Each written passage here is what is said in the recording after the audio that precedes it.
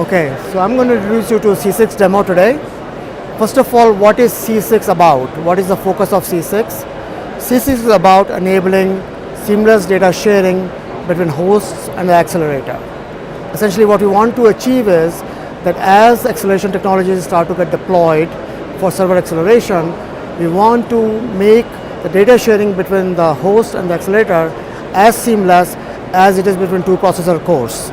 So what we are showing here is that in case of CCIX now, the data can move implicitly because of a load operation and get cached locally, or the data movement becomes like a simple copy operation done at the application layer. There is no driver involvement and there is no OS support needed for that. What we are showing is applying CCIX caching technology in the context of OVS offload. So essentially what happens is today when you do OVS offload, there is a caching layer that you have in the accelerator which is software managed. In case of a miss in this caching layer, the processing is slow and you have to now go to the host for processing the new coming packets for the new flows which are not in your cache, right?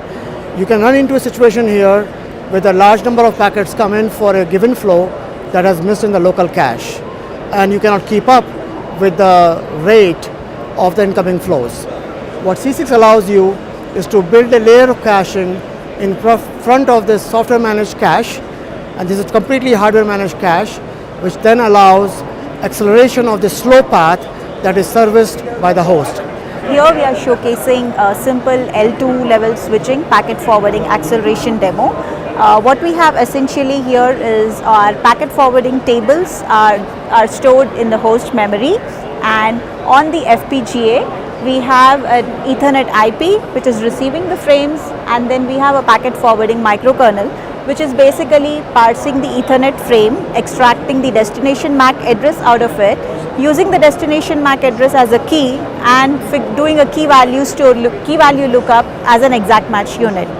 So in this case we have an Pcie traffic generator which is pumping the Ethernet frames into the FPGA, and then we have the logic in the FPGA which is extracting the destination MAC address, doing a hash on it and figuring out the pointer where the rules are located in the host memory. And then we are going over to the PCI Express link into the host memory to fetch the rules.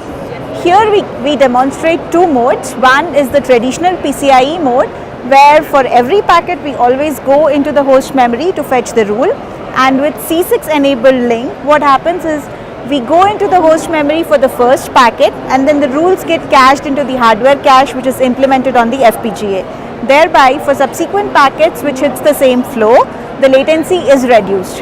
And in this demo, that is exactly what we are demonstrating.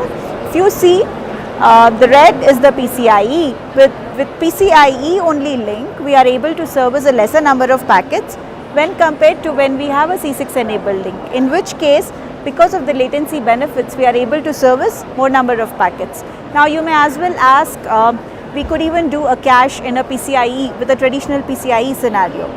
The advantage with CCIX here is in case you have an update to your packet forwarding rules, even though they are cached with CCIX, there is an invalidation which happens automatically because CCIX is a coherent link. And to do the same over a PCI Express link, you need additional software and additional hardware to do that. So that's the ease of use with CCIX here. Thank you.